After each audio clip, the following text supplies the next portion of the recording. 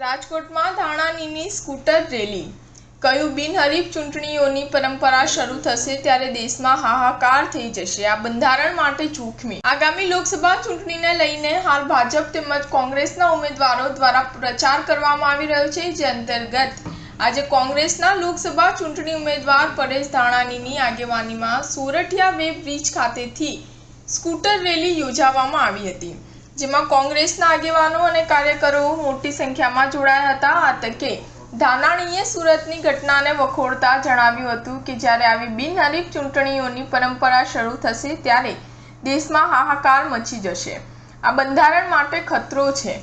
રાજકોટમાં કોંગ્રેસના ઉમેદવાર પરેશ ધાનાણી દ્વારા પ્રચાર કરવામાં આવી રહ્યો છે, જે અંતર્ગત આજે કોંગ્રેસના નેતાઓ સાથે ડીજેના તાલે એક બાઇક રેલીનું આયોજન કરવામાં આવ્યું હતું।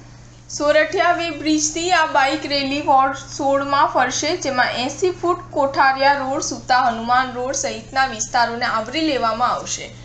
આ રેલીમાં ધાનાણી ખુલ્લી કારમાં જોડાયા હતા, જ્યારે કોંગ્રેસના અન્ય નેતાઓ અને કાર્યકરો બાઇકમાં જોડાયા હતા। ધાનાણી દ્વારા લોકોને હાથ જોડી કોંગ્રેસનો સાથ આપવા અપીલ કરવામાં આવી હતી।